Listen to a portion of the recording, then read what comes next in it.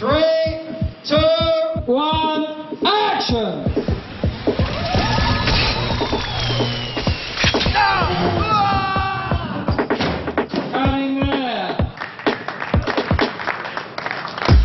In terms of shooting the visual effects shots within the Matrix world, there are all the kung fu, wire work, a lot of compositing, and then the synthetic human stuff. And visual effects work in the real world is essentially 800 full CG shots with live action integration as well.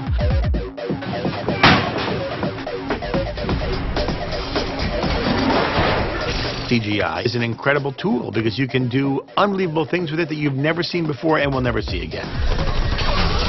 In this particular production, you have tons of sets, you have tons of digital environments and extensions and objects that are being mixed together. So the amount of integration with CG in these movies is probably more elaborate than anything that's been done.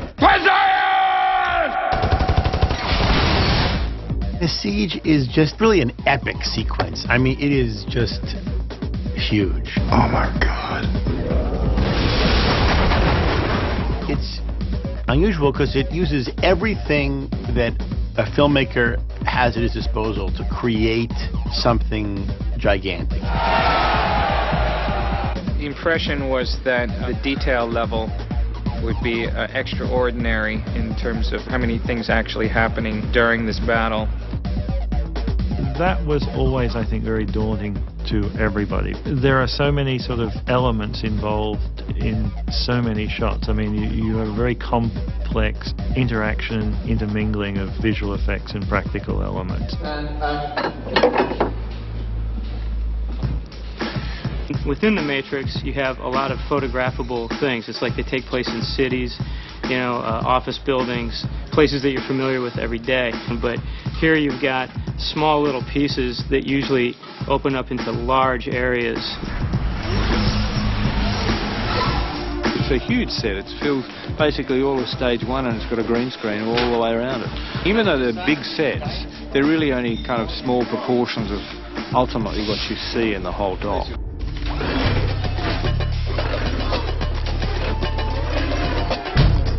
The APUs are a totally new thing for these films. I ended up drawing it, making it this 16 feet tall, because I kept thinking they're going to have this thing carrying guns around. It's basically like a tank. It should look pretty formidable. It should look kind of bulky and clunky, because it shouldn't look too much like a robot in that it, you know, because they're fighting robots and they're against the robots. It should look more like a bulldozer kind of a thing. I believe it works with the theme of the film, which is this sort of like this grungy, mechanical city that they've put together. It's, you know, who knows how many hundreds of years old, and it's all this ancient technology that they're using, hydraulics and electric motors, all this other stuff. You got this big, giant metal gorilla that you're animating. Their personality is literally the personality of the drivers. It's very difficult to recreate the nuances of human expression and human movement totally in a CG world. And because these actors were important, these performances were very important to the directors, I believe that's what drove them to want real humans inside these things. What, in a sense, we've assembled is a motion base that is aligned to a motion-controlled camera, and both are being driven by files that have been based upon animations that we've been working on for months. As an animator, you actually got to drive those performances beforehand. So hopefully that when you do get your plates in the post-production process, those performances are already tailored to an action that you've developed. The first thing was coming up with a walk that the brothers and John Gator liked that showed basically the size of the APU, how heavy it was and how it moved and that kind of thing. Then we show that to the actor, show them where the steps are being taken, you know, how this thing's moving, so that it looks like the actors are actually riding in her little animated thing. You know, the actor in that chair is live, and everything else around it is all CG. The different characteristics of the way these guys are working the rig. You know, this guy is just real forceful with it, and his characteristic going, you know, ahead with a huge body lean, big steps. And this guy is more, you know, leaning back and, you know, real calculated with his aiming. So just that shot alone, you can see the differences that we're building into, that we're animating into the machines here.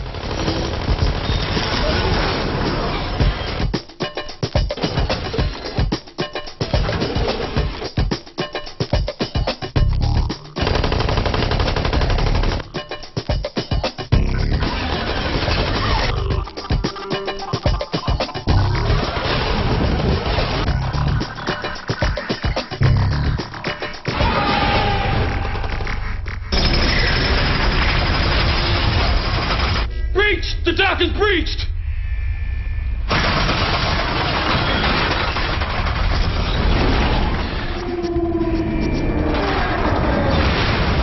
The diggers basically are nothing more than, as the name implies, the devices that just bore holes from the surface of the Earth through every tunnel between the surface and Zion, eventually poking holes in the dock. And they just described they wanted this scary thing. And they described digging machines, and I called up mining companies to get information on mining equipment. I did do some sculpting on the digger, and our inspiration was supposed to look half mechanical and a little crustacean. I do think it's a really cool look. I tried to make them look like teeth. I had some of them worn off, and they look like bicuspids and molars and shit like that. When I lived out in the country, I'd see this farm equipment that used to plow the ground up, and you'd see that stuff, the metal wears down and breaks off so easy. So I'd try to age the metal and make it look like it was breaking off as it was going through the earth. On this set here, there's like lots of dead sentinels around, but probably if you're on this set and while we were filming, there is like hundreds upon hundreds of sentinels flying around. Brothers and John Gaeta were both wanting very much to see something new. They wanted to add a little bit more to the Sentinels as far as character elements. Consequently, we have to find places where we can bring out those character elements, but not change them to the degree where they don't feel they work with the Sentinels from the first film. It's always nice when you can make a Sentinel look like he's thinking. That's the real trick. Any kind of animation is making an inanimate object look like it's having a thought and an emotion. Yeah. You see, again, you feel that, there was something going on in that head. When I get comments like, the Sentinels really have, attitude and personality here, and there's a purpose here, I know that, well, we achieved something. There's a lot of flying Sentinel shots. Oh, well, just the hand of God is a mass of Sentinels that... Imagine a school of sardines. Yeah, exactly, like a school Killer of fish sardines. or something that just kind of form this massive tentacle hand thing that just attacks everything. The Sentinels, I think, are great. I love the way they're designed. I mean, Sentinels can do anything, pretty much. I know what I have to do. What? I have to take one of the ships. What? To go where? To the Machine City. Machine City is the last environment that we haven't seen, and even though we saw a taste of it in the first movie, it didn't all come together until Revolutions. You could see their vision, even in the script. It was something completely different. They definitely wanted it to be scary and atmospheric and epic. To me, it's a lot more abstract. A world that's been built by machines, and they don't think like we do. So what we might find aesthetically beautiful, they wouldn't. For them, there is no up, there is no down, there's no inside, no outside, because they don't, gravity doesn't mean anything to them. They don't have a sense of, equilibrium like we do, so it doesn't matter that they could be coming out of the ceiling, or they could be, living upside down. It doesn't exist for them. Larry Nanny had Jeff do a concept. What he came up with, I think from their brief initially, was the inside of a spinal cord. I think the drawing he did, which was very kind of mechanical looking tubes, which were interconnected with what we call centicles now. You kind of got this feeling that all a series of conduits that run down, but it's like being inside the core of a spinal cord. we need to define a physical way of building it. So I thought in the end it was best to sort of finish the cylinders with these claw pieces. And then when you cut back to the wide shot, which will be really made up as a visual effects shot, you will end up with these very large crustacean type pieces. You get a sense of drama of this kind of scale.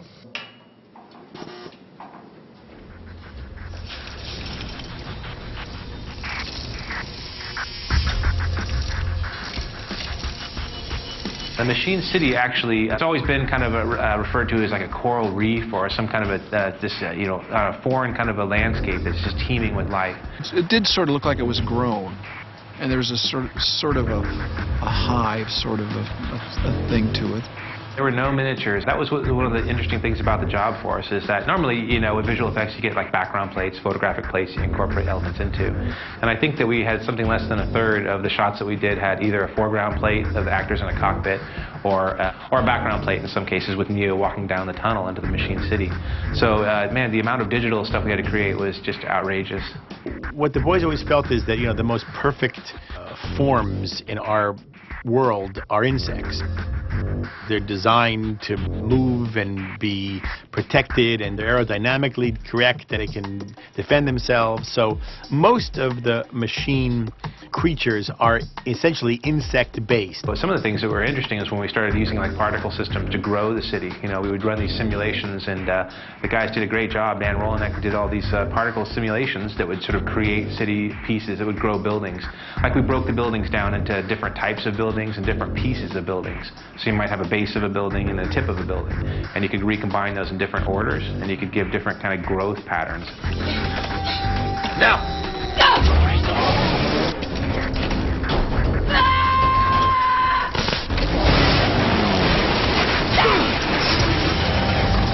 The Logos crashes, he sort of crawls out of the Logos, and there's like a big kind of like funnel set, if you like, which sort of takes him to the Deus Ex Machina. There's several, different areas that we knew were going to be kind of exciting challenges, and the Deus was one of them. What are you going to draw? What is it going to be? And I didn't want to think about it at all, because I thought this is going to be the hardest thing to draw in this movie, because it's the God machine. It had to be something that a human would recognize as, would have to be humanistic, so that, you know, Neo could relate to it, and the audience as well. And, you know, everybody thinks of God with the flowing white beard and all this, and I think that's what everybody thought I was going to do, something like that. And I thought I'd go in the opposite direction, and it's the face of a baby, which I thought was pretty horrific, because it's got this horrible urchin-y thing, and all of a sudden all these little robots come out, and they form like the most innocent thing that's possible.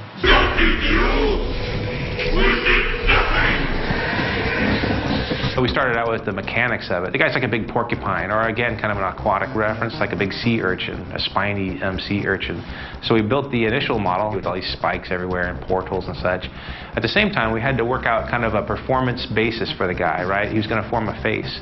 So first off, we went and shot a photographic reference of the director's nephew, Henry. We tried to get key expressions that the Deus would be going through. The parents were there, and they put the toy in front of him and then pull it away to try and get him to do some frowns. We finally got him to cry, which was some of the most appropriate reference that we got. And then the next step was to work with Kevin, one of the actors who was in Light of the Osiris, and we did motion capture sessions and having him go through the lines and generic poses, looking for, again, performance cues. And for the swarms, we took a lot of reference from schools of fish, basically sardines and whatnot, and also tried to mix in some kind of a weird stuff like frequency-dependent, you know, movement that you might see like in iron filings, magnetic fields, or also a field that's kind of loosely called cymatics, which is this idea of sort of visualizing different frequencies through like a lycopodium powder. And there's some pretty outrageous movement and stuff that you see in there. So we started to try to line up what our design elements are that we could use. It is done. And then I did I guess it's a garbage scow, you know, that at the end that transports Neo. It's a dinosaur. I managed to get a dinosaur into the movie. It's like a sort of a triceratops kind of a thing. I just, you know, I got a piece of paper and a pencil, and I can come up with all this stuff. But they got to make it work, and they do.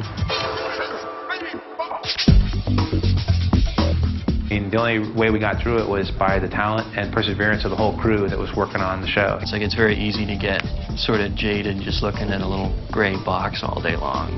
Seeing rendered stuff really kind of kicks you back into reality.